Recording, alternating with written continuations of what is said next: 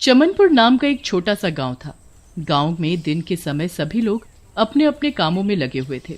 गांव में काफी सारे बच्चे थे।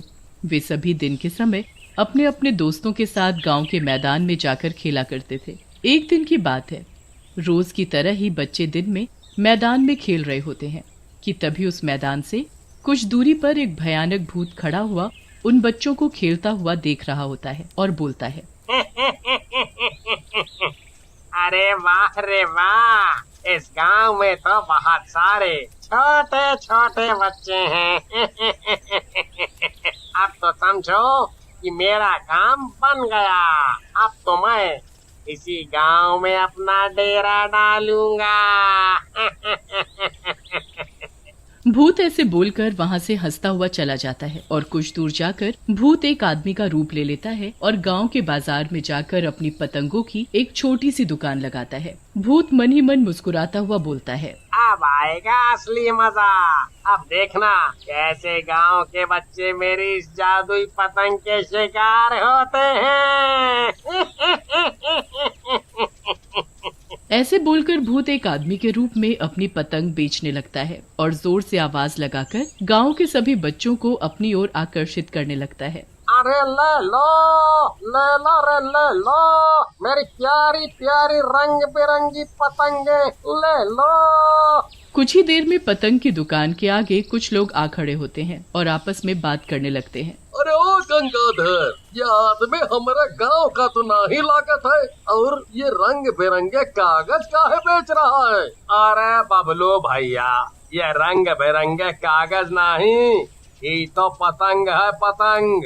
अरे जौन हवा में उड़ा था वह है पतंग। हमारे गांव में पहली बार किसी ने पतंग की दुकान लगाई है। हाँ। तभी पतंग की दुकान के पास कुछ बच्चे आ खड़े होते हैं और पतंग को देखते ही अपने पिताजी से पतंग खरीदने की जिद करने लगते हैं। पिताजी देखो ना कितनी सुंदर रंग बिरंगी पतंगे, मुझे भी एक पतंग चाहिए, पिताजी दिला दो ना। चिंटू की तरह और भी बच्चे अपने पिताजी से पतंग खरीदने की जिद करने लगते हैं।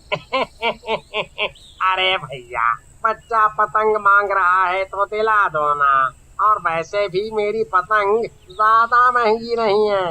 हाँ, वैसे तो मैं शहर में ये एक पतंग 5 रुपए की बेचता हूँ, पर इन गांव के बच्चों के लिए एक पतंग बस 1 रुपए की है। अरे भैया, क्या कहा तुमने? बस 1 रुपया की है? हाँ, अरे तो फिर हमारे चिंटू को एक नहीं 3 पतंग दे दियो। हाँ। चिंटू के साथ कुछ और बच्चे भी दुकान से पतंग खरीदकर मैदान में पतंग उड़ाने के लिए चले जाते हैं। कुछ देर में भूत भी अपनी पतंग की दुकान बंद करके अपने घर चला जाता है और घर आकर अपने भूतिया रूप में जोर जोर से हंसते हुए बोलता है, ये गांव वाले कितने बेवकूफ हैं। ये जानते हुए भी कि मैं इस गांव का नहीं हूँ, फिर भी कुछ लोगों ने मुझसे पतंगे खरीद कर अपने बच्चों को दे दी। अब तो बस मुझे इंतजार है मेरी जादुई पतंगों का। वो मेरे पास अपना शिकार लेकर उड़ती हुई आती ही होंगी। दूसरी ओर मैदान में बच्चे बड़े ही मजे से पतंग उड़ा रहे होते हैं कि तभी देखते ही देखते पतंग उड़ा रहे बच्चे भी पतंग के साथ उड़ने लगते हैं और भूत की जादुई पतंग उन बच्चों को अपने साथ उड़ाकर भूत के पास ले आती है। चिंटू अपने दोस्त सोहन से बोलता है, अरे सोहन, ये क्या हुआ रे? हम बच्चे पतंग उड़ा रहे थे, पर पतंग तो हमें ही अपने साथ उड़ाकर ना जाने कहाँ ले आई है। अरे मर गए रे, मर गए। ये इतना बड़ा राक्षस कहाँ से आ गया रे? अरे वाह वाह मेरी पतंगों, तुमने तो बहुत ही बढ़िया काम किया है। कई सारे बच्चे उड़ाकर मेरे पास ले आई हो। अब तुम बच्चों को मुझसे कोई नहीं बचा सकेगा। ऐसा बोलकर भूत उन सभी बच्चों को एक कमरे में बंद कर देता है और अगले दिन फिर से आदमी का रूप लेकर अपनी पतंग की दुकान पर जाकर पतंग बेचने लगता है।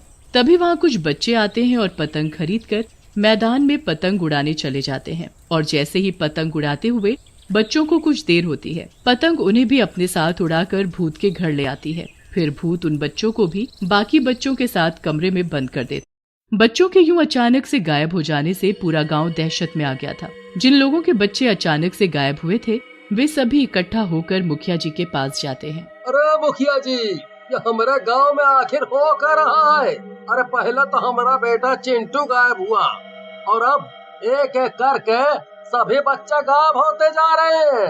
हमारा बेटा सोहन भी 2 दिनों से लापता है मुखिया जी। हाँ, ये तो बहुत ही अचंभे की बात है।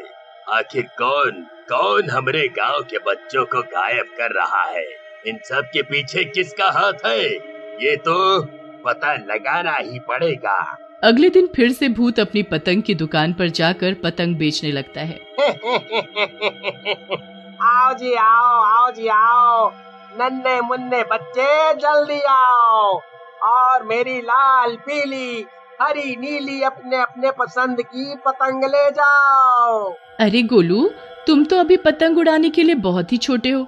ऐसा करो, तुम अपने भाई भोलू के साथ जाओ और उसे पतंग उड़ाते हुए देखो, ठीक है? फिर गोलू अपने बड़े भाई भोलू के साथ चला जाता है और भोलू को पतंग उड़ाते हुए देखने लगता है। और कुछ ही देर में भोलू भी पतंग के साथ आसमान में उड़ता हुआ भूत के घर पहुंच जाता है। गोलू भोलू को पतंग के साथ उड़ते हुए देख लेता है और भागता हुआ अपनी माँ के पास जाता है और उन्हें सारी बात बताता है। कमला गोलू के साथ और भी गांव के लोगों को इकट्ठा करती है और मुखिया जी के पास ले जाती है और सभी को सारी बात बताती है। अरे ये क्या कह रही हो कमला बहन? भोलू को पतंग उड़ाकर अपने साथ ले गई? जरूर हम सब के बच्चों को भी ऐसे ही पतंग उड़ा कर ले गई होगी। हमें तो इन सब के पीछे उसी पतंग वाले आदमी का काम लागत है। हमने तो पहले ही कहा था ये आदमी हमारे गांव का नहीं लागत है। हम सब लोगों को उस पतंग बेचने वाले के घर जाकर देखना होगा कि माजरा क्या है। हाँ, मगर ये काम हमें बड़े ही छुप छुपा के करना होगा। अगर उस आदमी को हम लोगों की जरा भी भनक लग गई तो वो हमारे बच्चों का ना जाने क्या करेगा। फिर मुखिया जी गांव के कुछ लोगों को पतंग बेचने वाले आदमी के घर ले जाते हैं और चुपके से खिड़की से देखने लगते हैं कि तभी उन्हें जोर जोर से डरावनी हंसी हंसता हुआ एक भूत दिखाई देता है और उसी के पास एक कमरे में बंद बच्चे भी दिखाई देते हैं। तभी चिंटू भूत से बोलता है, भूत अंकल, हमें घर जाना है। आखिर आपने हम बच्चों को ऐसे अपने घर में कैद करके क्यों रखा है? हमने आपका क्या बिगाड़ा है जो आप हमें मारना चाहते हो? अरे मेरे नन्हे मुन्ने बच्चों, बस 2 दिन की और बात है, फिर मैं तुम सबका काम तमाम कर दूंगा। 2 दिन बाद अमावस की काली रात है। उस दिन मैं अपने शैतान देवता को तुम सबकी बलि दूंगा और पता है मैं जितने ज्यादा बच्चों की बलि दूंगा मेरे शैतान देवता मुझसे उतने ही ज्यादा खुश होकर मुझे शैतानी शक्ति प्रदान करेंगे। फिर मैं इस दुनिया का सबसे शक्तिशाली भूत बन जाऊंगा।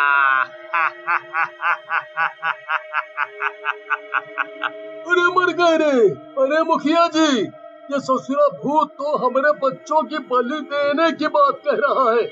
अब आप ही बताइए कि क्या करें?